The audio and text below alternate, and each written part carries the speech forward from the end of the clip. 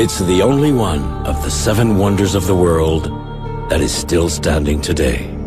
5 million tons of stone, stacked 146 meters high, 4,500 years ago.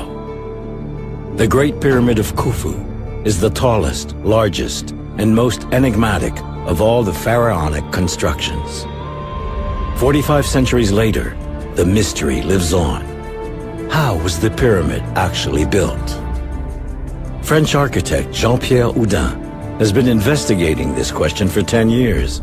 He's scrutinized and studied the monument with the eye of an expert, as if he were going to rebuild the whole thing himself. Today, at the end of his investigations, and with the help of new technology, he's offering a revolutionary solution. Could he have managed to solve the mystery of the Great Pyramid of Khufu?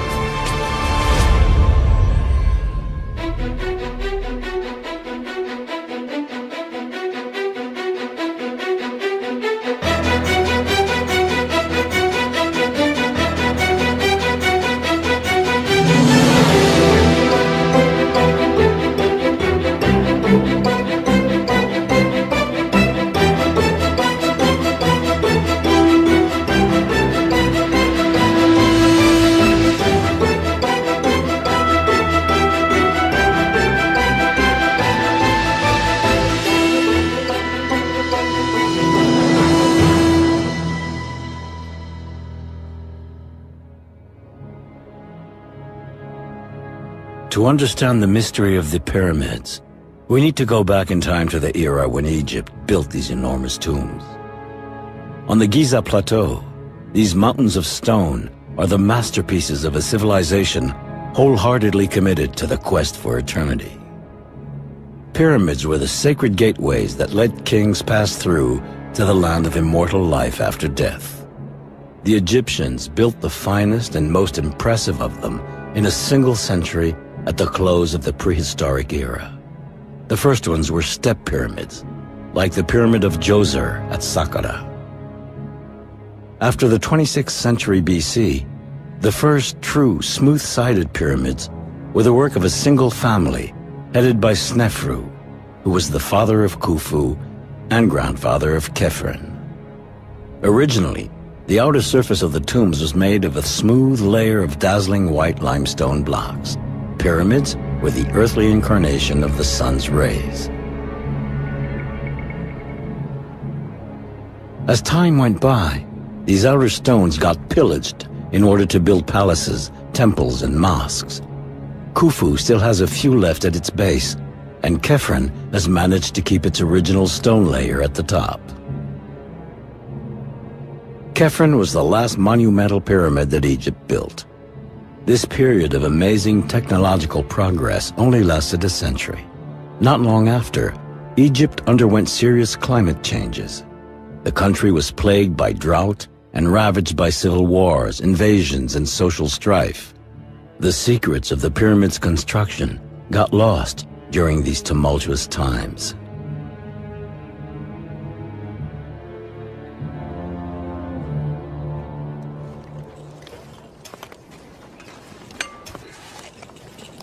Recently, archaeologists have discovered the village that housed the workers who built these monuments 4,500 years ago. Egyptologists have unearthed numerous clues into their way of life. They were well-fed and decently housed. They were given meat, beer, and bread.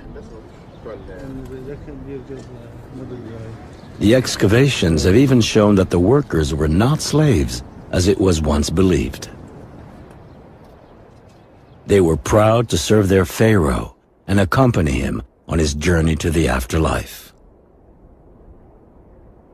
But none of this fascinating research yielded any new information about the methods used to build the pyramids, especially not for the biggest and most complex of them all, Khufu. Towering at 146 meters, it was the tallest man-made structure ever built until the end of the 19th century. Khufu is also the only pyramid with a granite chamber tucked away at its heart, with beams weighing over 60 tons, a genuine challenge within the challenge. The pyramid's staggering height and this granite chamber are the two key mysteries surrounding Khufu's construction. Nobody, until now, has ever solved this riddle written in stone. Still, many theories have been put forward. In the 5th century BC, the Greek historian Herodotus suggested the use of wooden levers. Egyptologists then imagined massive ramps leading up to the summit, or else an external spiral ramp. But in the end, these theories, which we find in every historical reference book, have never been very convincing. Today, an architect claims to have solved the mystery. If he's right, it will turn out to be the most important discovery since Tutankhamun's tomb was found. Jean-Pierre Houdin's story begins in January 1999. He'd taken a year off to get some perspective on his life and was looking for a new challenge. Then one day, his father sent him a tape of a film he'd seen on TV about the mysteries of the pyramids.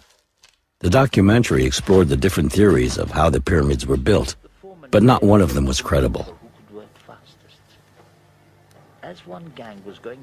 His father, a former public works engineer, got caught up in the mystery and imagined a solution. The pyramid could have been built from the inside with the help of a circular tunnel. Naturally, Henri Houdin shared the idea with his architect's son. That your idea for an internal ramp? Intriguing. I will have a look at your drawing and call you back later.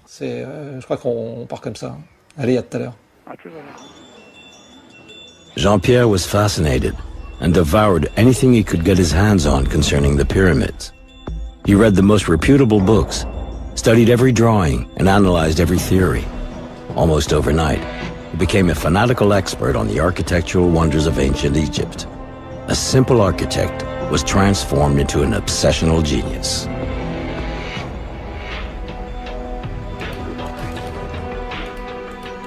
He threw himself 100% into his research. He closed his architecture firm and sold his apartment to move into a small family studio.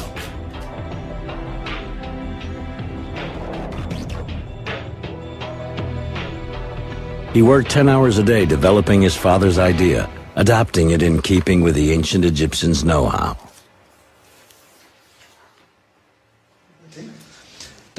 So your ramp is here. See, it's basically a great idea. But I think we should break it up into sections, like this. Seems logical. A spiral with right angles. And see, it goes up like this.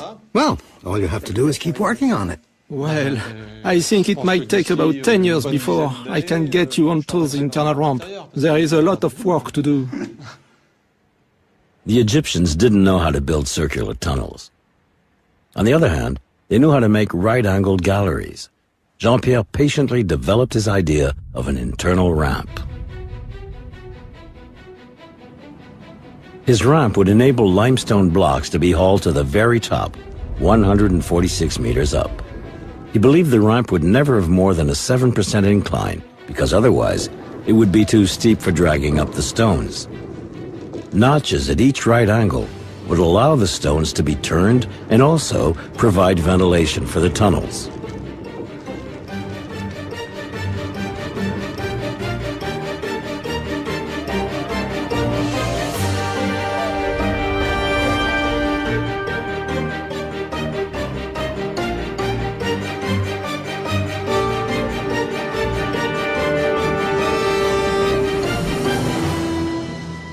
It was a brilliant theory, revolutionary even, but it still had to be proven. It was time for Jean-Pierre to shift into high gear, but for that, he needed to convince the learned specialists and top experts. He spent several months contacting various Egyptologists, but no one bothered to reply. They were sick and tired of receiving yet another new theory about the pyramids. They didn't even bother to look at his dossier. Jean-Pierre didn't belong to the club. He was nothing but an outsider. And yet, the pyramid's construction is definitely an architect's business, at least as much, if not more so, than Egyptologists.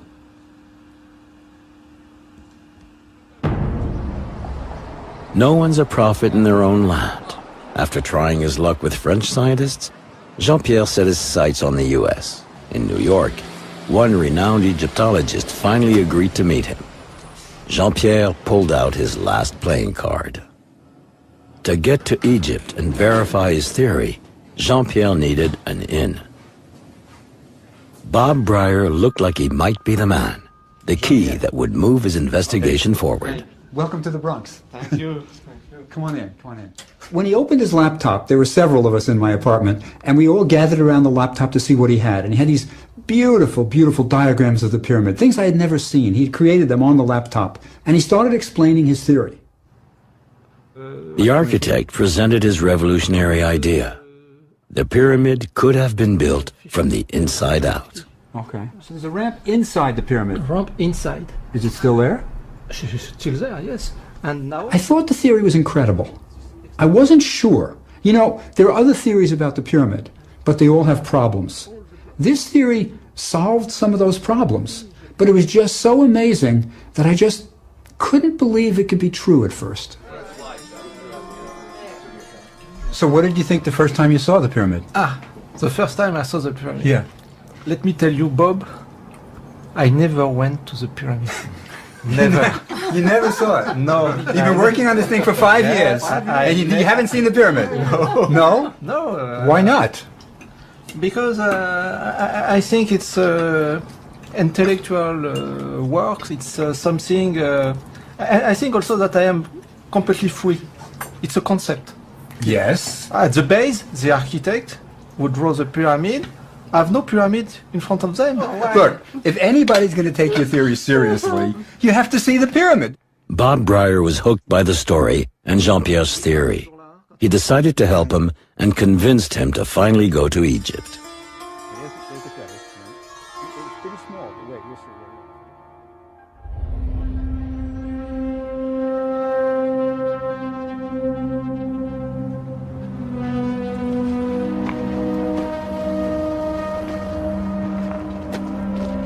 Finally, 5 years after he began his investigation, Jean-Pierre Houdin discovered the pyramids.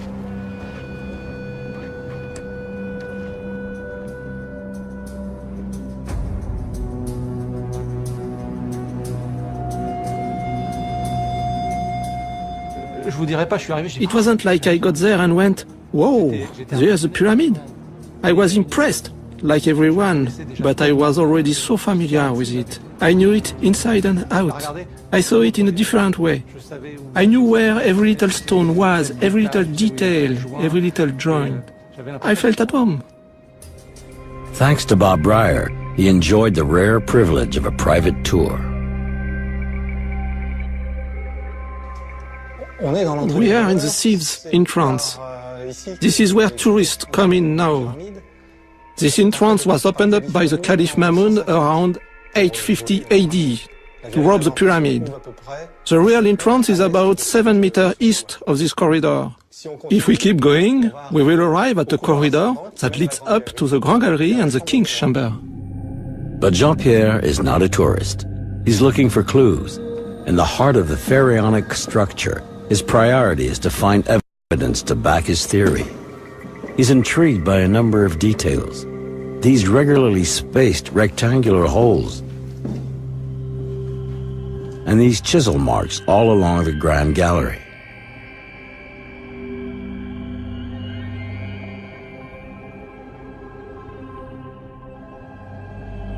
Finally, he reaches the King's Chamber, made entirely out of granite.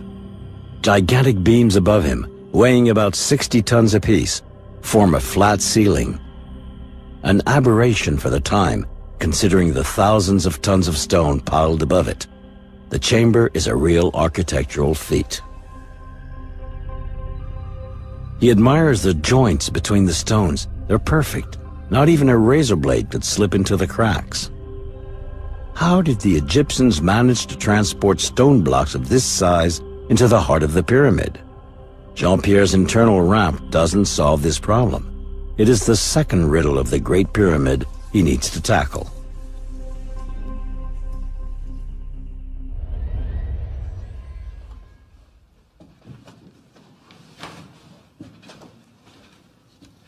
At the top of the Grand Gallery, there's a narrow passage leading above the king's chamber.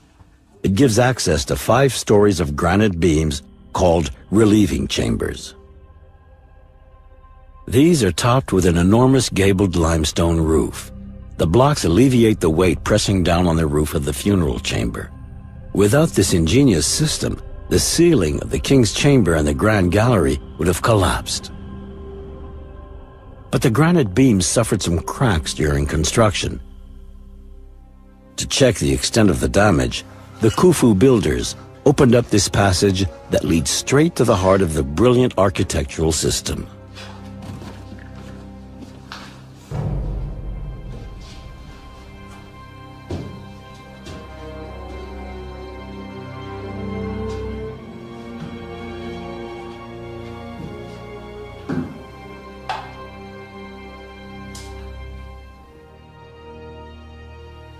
Among the graffiti scrawled by unscrupulous visitors, Jean-Pierre looks for the cartouche of Pharaoh Khufu, first discovered at the beginning of the 19th century.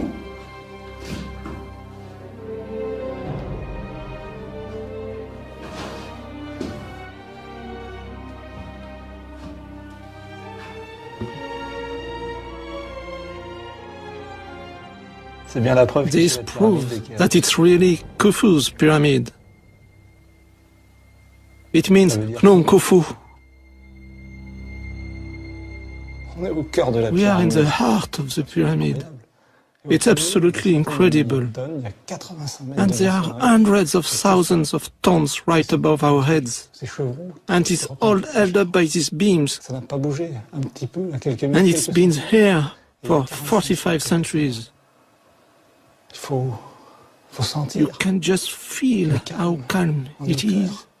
The serenity is pretty moving, isn't it?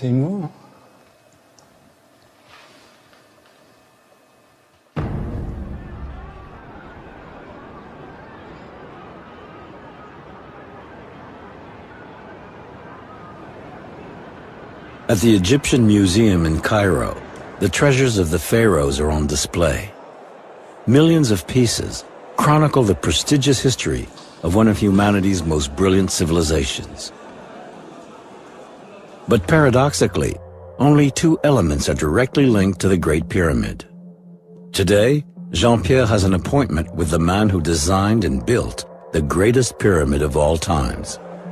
Ironically, the only image of Khufu that has survived is just a few centimeters tall, a minuscule ivory figurine discovered by chance in a temple in 1903.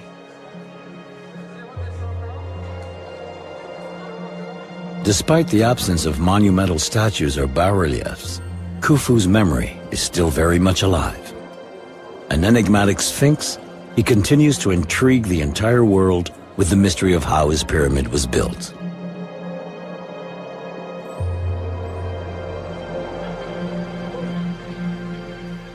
Jean-Pierre also wants to see what he considers one of the greatest treasures at the Cairo Museum, a 4,500-year-old cedar wood sled.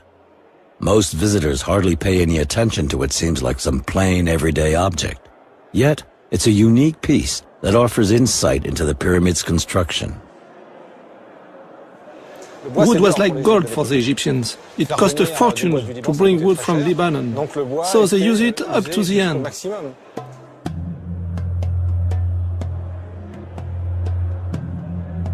Back in Khufu's days, the Egyptians didn't know about the wheel. They used these cedar sleds to haul stone blocks.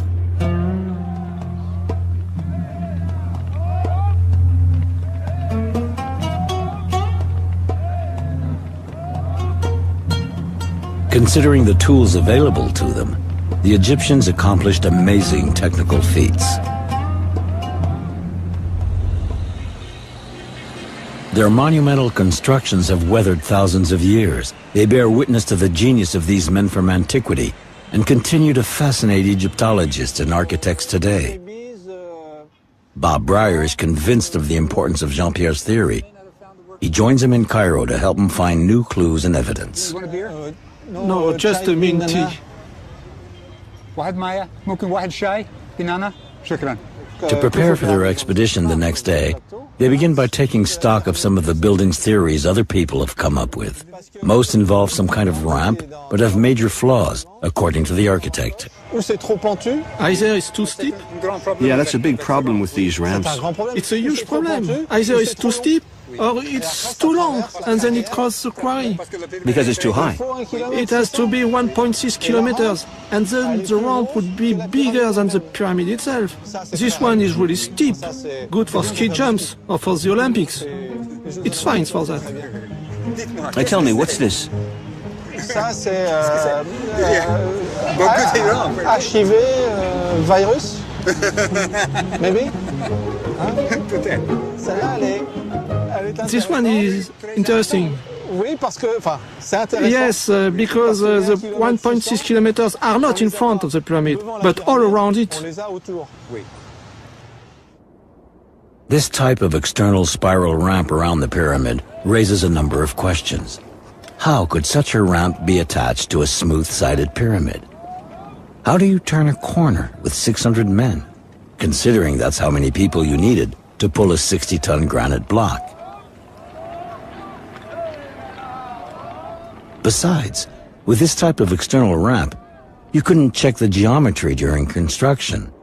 If the edges weren't perfectly aligned and controlled, the pyramid could end up twisted. Great. For these reasons, Jean-Pierre's theory suggests there were two ramps. First, an external ramp that only went 43 meters high.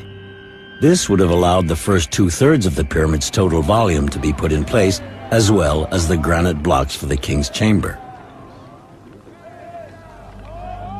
In addition to this, the Egyptians would have built a second ramp inside the pyramid. This system offers a solution to the two key problems the Khufu pyramid presented: its height, 146 meters, and its unique granite chamber. Once they reached the critical level of 43 meters, and the granite blocks had been brought up for the king's chamber, the Egyptians would have dismantled the first ramp and recycled the blocks it was made of, hauling them up the internal ramp to finish the pyramid. Nothing would have been wasted. Now the theory needs to be proven. They need to find evidence of his internal ramp. Bob has an idea.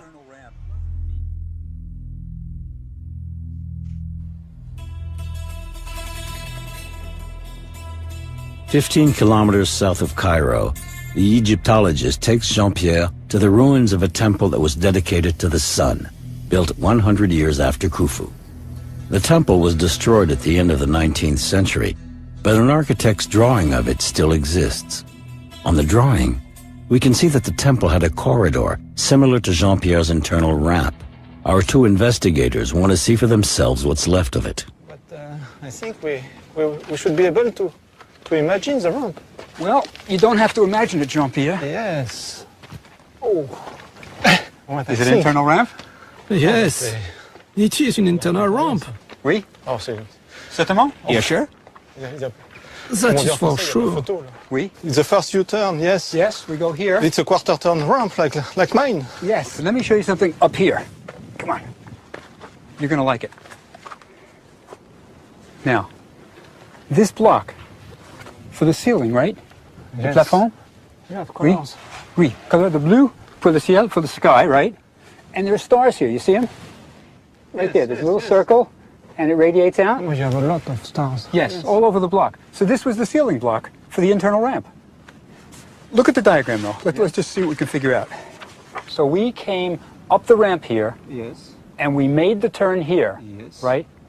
And this block, what do you think? I Que suppose penses? maybe it's this one, or maybe it's this one. So this block could be Yes. either here or here, this ceiling block. Yes. So it's definitely internal ramp, right? Yes, it is, definitively. These remains of an internal ramp prove that the ancient Egyptians knew how to build this type of corridor at the time of Khufu. an important step towards confirming the architect's hypothesis. But the demonstration isn't over yet.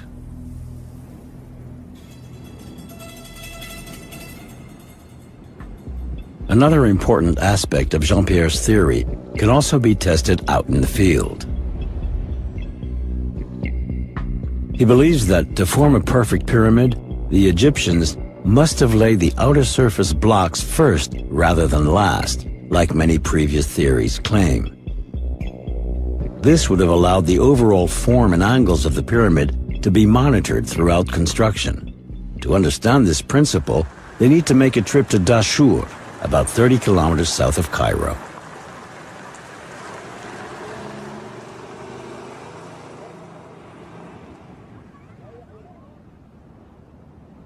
Jean-Pierre and Bob are particularly interested in these magnificent casing stones.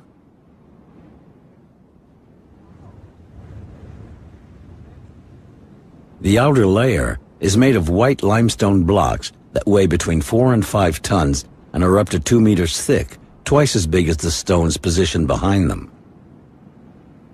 Architecturally speaking, this is a fact of major importance.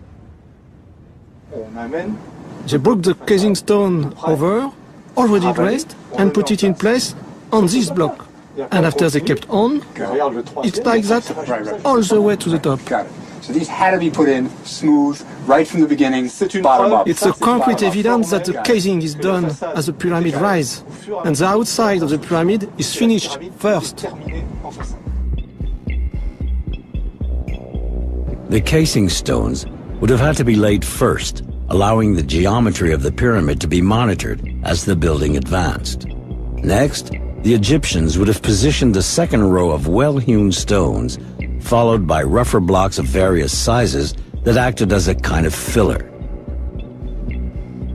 This would have allowed them to work faster and finish building in about 20 years, like it is mentioned in ancient Egyptian manuscripts.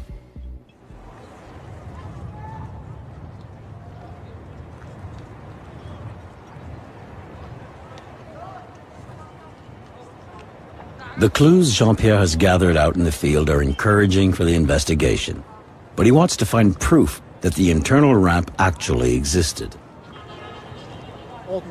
You can see two whitish lines about 2/3 up.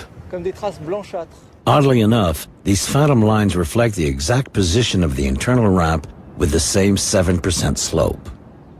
Is the pyramid breathing? Is it an optical illusion or a thermal phenomenon? It's pretty strange. In order to detect the internal ramp, the pyramid would have to be scanned. The different densities inside it would need to be measured. This would provide physical and therefore undeniable scientific proof of the ramp's existence. Actually, a similar study was already done in 1986. Back at the time, a team of French engineers analyzed the Khufu pyramid using a technique called microgravimetry. This method allows us to see minor variations in mass and density. In fact, it involves detecting what scientists call zones of significant subdensity, in other words, empty spaces. For months, the technicians took thousands of measurements, both inside and outside the pyramid.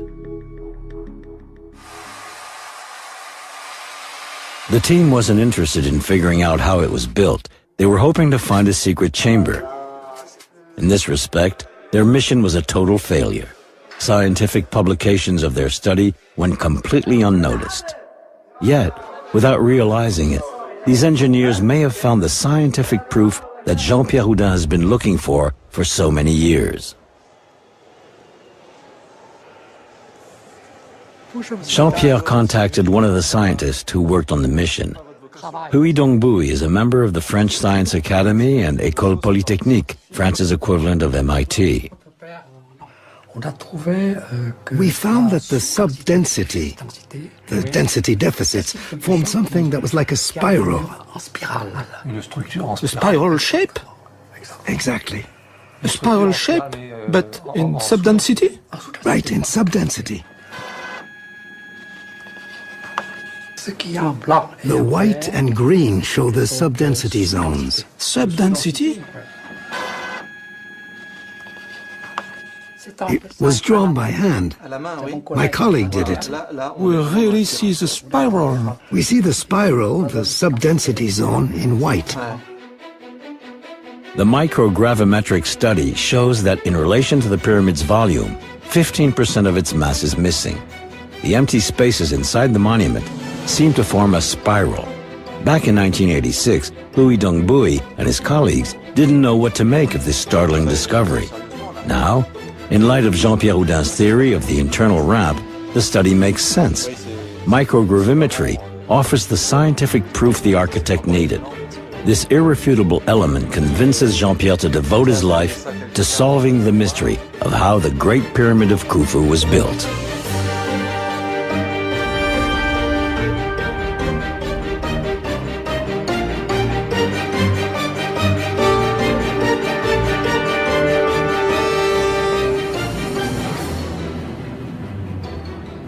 Jean-Pierre Houdin is now firmly convinced that the internal ramp is definitely there, just a few meters behind these blocks of stone. But he's now looking for more proof that the ramp really exists. If we continue along the phantom lines we'd seen before, we come to something that absolutely fascinates him.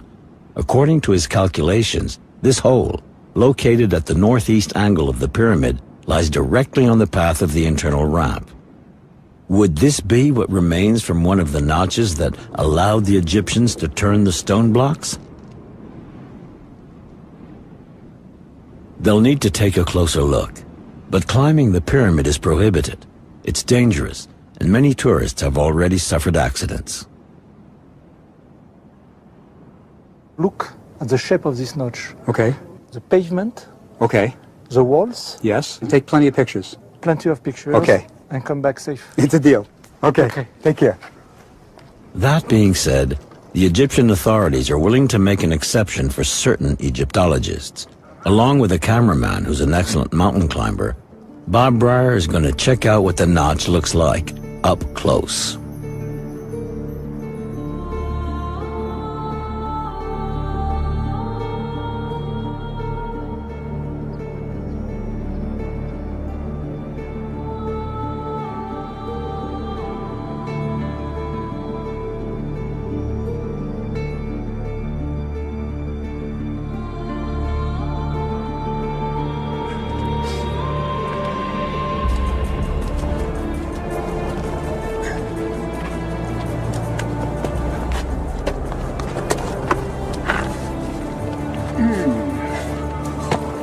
Getting there.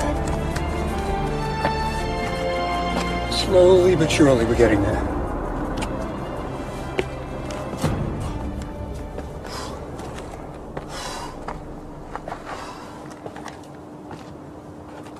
Whoa. Whoa.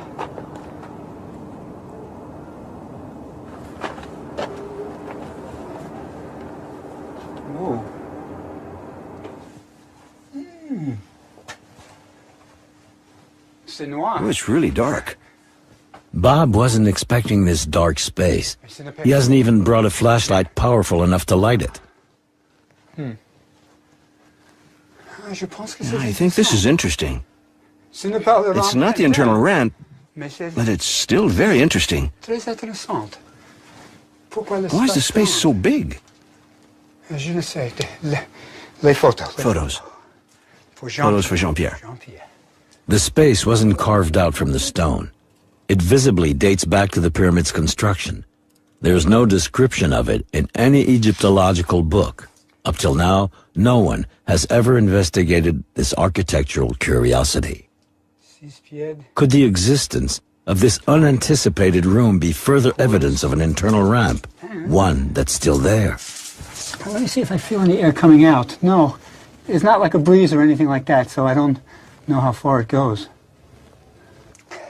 It's not exactly an internal ramp, but it's a big space. I think Jean-Pierre will be interested. I really don't know what it's for. Maybe it's just an accident to construction. Maybe it's not. He'll know better than me. Whew. Better.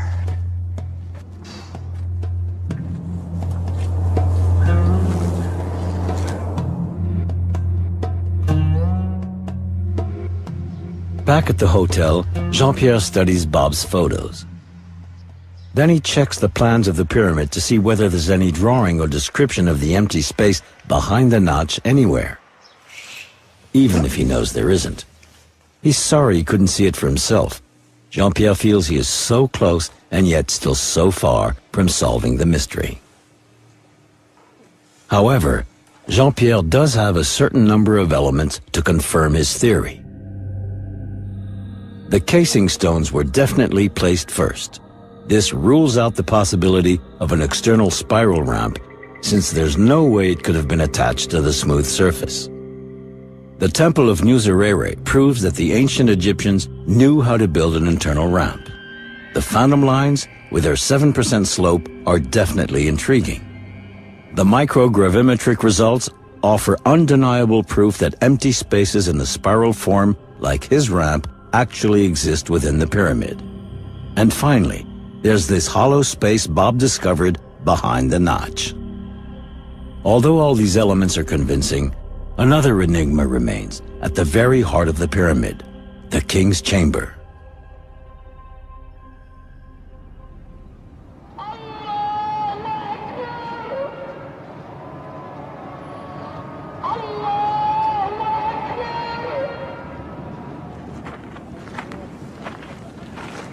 The theory of the internal ramp works very well for moving limestone blocks that weigh about 2 tons on average. But how did the ancient workers manage to haul up the granite stones that were so much heavier?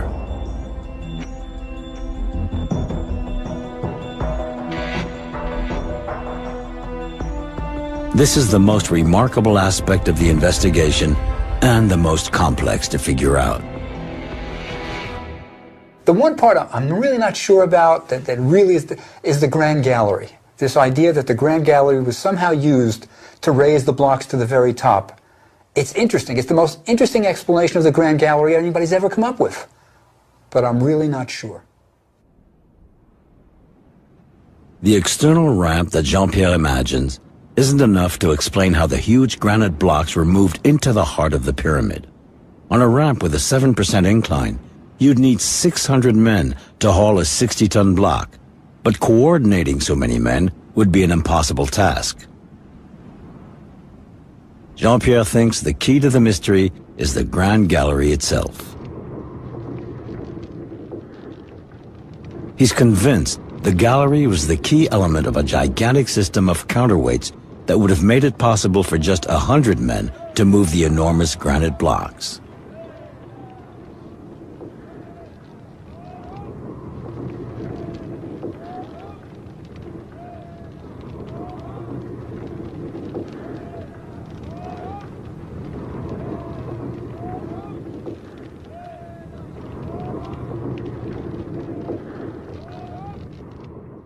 The Grand Gallery is truly an impressive structure.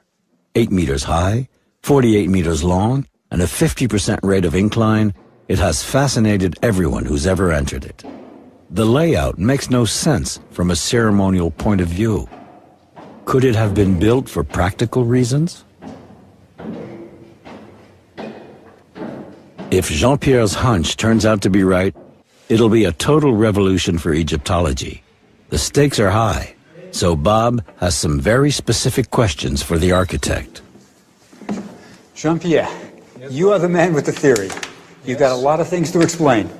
First, what are these benches? On this bench, you had rollers. Are these logs? Logs, yes. Okay, yes, go ahead. And these logs, on these logs, yes, you have a trolley. Yes. For the counterweight system. Okay, so the trolley runs up and down on logs, which are across the 2 benches. Across the 2 benches. Okay, now I got another question. There are like 28 of these slots. They're important, obviously. It's the first thing you see. What's going on? In these slots, you had wooden beams. Yes. What are they doing? Holding the rollers, keeping the rollers. So these rollers are like logs going on a bench. You got the trolley on top of it, and you got beams in here making sure the logs don't go wild. Jean-Pierre, I understand the rollers rolling, the weights are sliding, but is there any evidence that this room was actually used? I think if you have a closer look to the bench, on the vertical fence, we will find some grease, some scratch left by the roller strain. This thing that looks like a racing stripe on a car? Yes, look right there. It's clear. Yes, it's a brown stripe going down. That's grease, you think? It's all along the bench. Yes. It's the same mark. So the trolley, when it goes up and down, they had to lubricate it. They put grease, yes. And then by going up and down, it scratches? And sometimes the trolley was shaking a bit. Just a small stone and scratch. No, pretty good. It looks like it was used. And it's completely parallel to the bench. No, that's good. Good. There is something more. Look at the third cobbling. Look this groove. Yeah, it runs the whole way. All the way on the gallery, on both sides. Well, what was it used for? I think it was used to hold another beam, wooden beam, right, on which the trolley was sliding on. For the ancient Egyptians, wood was scarce and very precious. According to Jean-Pierre, they would have recovered the wooden beams when the pyramid was completed, which explains the chisel marks. You know, I've been here 50 times and I never noticed that. It goes the whole length. That's terrific. So it's another evidence that the thing was really used for a trolley sliding up and down, and that's the stabilizer. It's too much details. Okay. Understand? Yes. Too much details. A lot of details.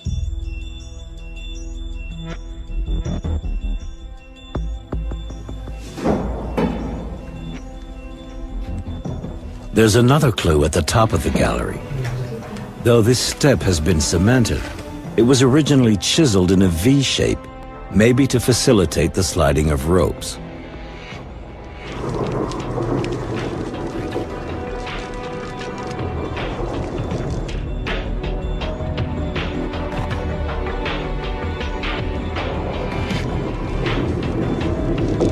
Jean-Pierre could be right, but has he convinced the Egyptologist? It just seems so incredible that they built this fabulous room, this grand gallery, just to raise the blocks up to the top. But it could be.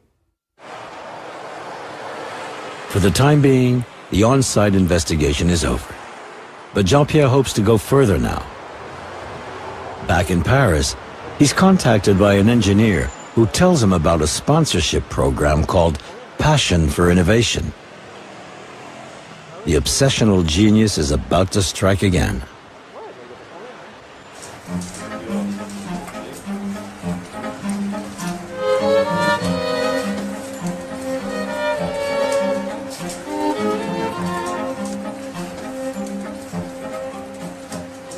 Do you really feel like you're walking in Shenzhen? Oh, yeah, I'm totally in it.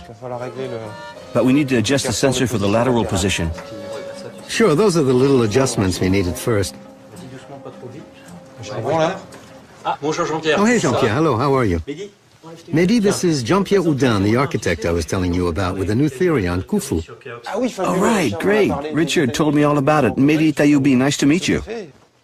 What are you doing in there? Well, it's actually a simulator that lets you walk in virtual reality.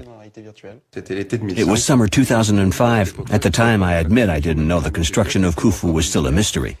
Then he got me all caught up in it.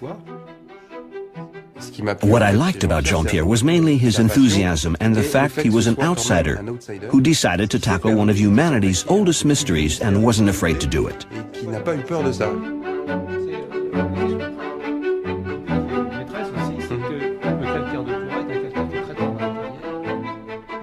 Don't you think we could simulate all that? Sure we could. Yes, well, I did this by myself. Right, we'll shift into high gear. For starters, we can make a 3D model, no problem. No reason we can do it for a plane or a car, not for a pyramid. Dassault Systems develops scientific 3D software to design and visualize the finest industrial projects of the future. With these innovative tools, an industrial project can be entirely simulated before making it happen in the real world. From design to engineering to the most unusual architectural projects. The software applications are like virtual labs where the coherence and feasibility of what inventors have come up with get tested out.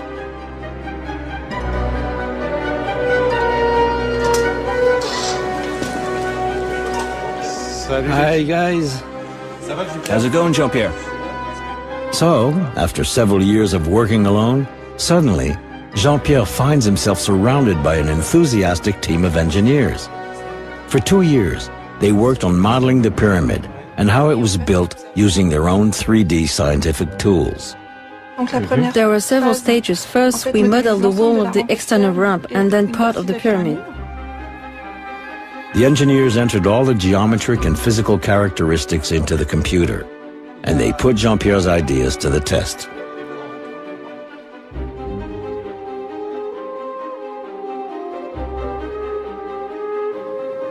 Through simulation, we can show everything works correctly. 20 machines like that, it's absolutely possible. Richard, where do you stand? Their expertise has even allowed them to explain why the granite beams in the king's chamber cracked, a mystery which, in terms of Egyptology, has caused much speculation up until the present scientific analysis. Step by step, they calculated the combined weight on the beams, the limestone rafters, then the 83 meters of stonework above that. No cracks appeared. Finally, they added one last factor: a 3-centimeter shift of the southern wall of the king's chamber. With the pyramid completed, look, we lower the southern side, the rafters open up, and look here, on the first 3 ceilings, red, red, red. Red means we're at the granite's breaking point.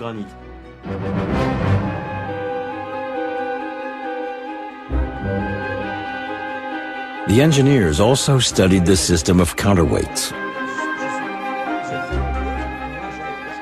The counterweight goes down, the beam goes up, and the little arrow, what is it? Oh, that's the force supplied by manpower. So the force is the number of men. We didn't find anything impossible about Jean-Pierre's theory. We're not saying that's how it happened because we weren't there to see it, but we can say that it very well could have happened like that. Mechanically speaking, it's realistic. It holds up. Could Jean-Pierre Houdin have proven his hypothesis? In any case, his theory is the first and only to be confirmed by scientific 3D methods. It is now possible to rebuild Khufu step by step. Nobody has ever gotten this far before.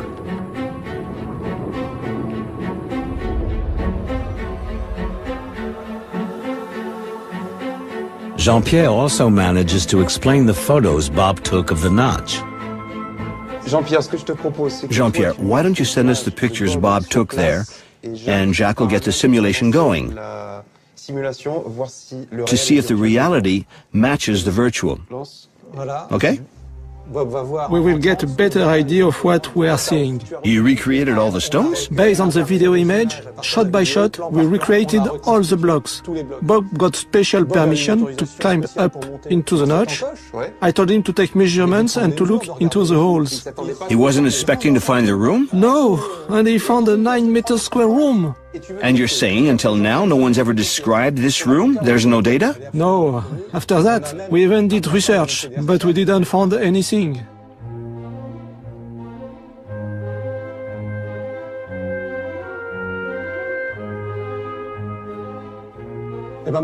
So now, you see, we cut the pyramid in slices, like a ham, and we go down layer by layer. Here, stop. See, there are ramps. That's the top of the corbelling. For them, the internal ramp is behind the walls of this room. See, Mehdi, behind this stone. Jacques, can you remove that stone? What do we have? The internal ramp. You mean you didn't have an endoscopic camera to go in? We didn't expect that. It's the kind of thing you feel bad about.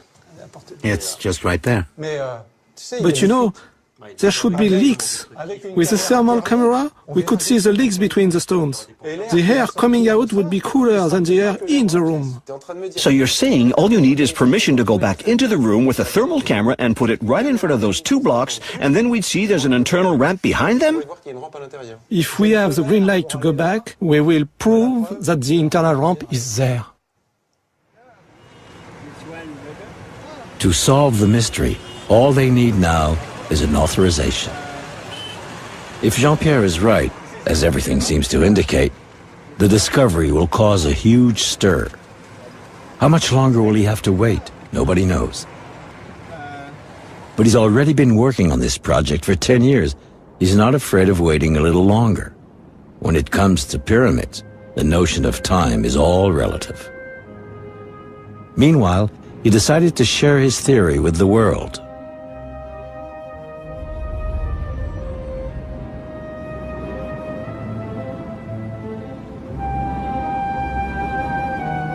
The news has circled the entire globe. Un arquitecto francés cree haber descubierto la respuesta a una viejísima. And now a French architect claims to have finally unlocked the secret. It's better than the other theories because this is the only one which works. La missione del noto architetto francese Jean-Pierre Houdin è stata quella di provare a risolvere l'enigma che si cela nel muro della piramide di Cheops. Jean-Pierre Houdin's investigation is over, but the story isn't. In the meantime, our architect visits the tomb of his predecessor, Eumunu, the man who built Khufu's pyramid 4,500 years ago. He wants to pay homage one last time to the unbelievable genius of the great ancient builders before one day climbing the pyramid himself along the internal ramp.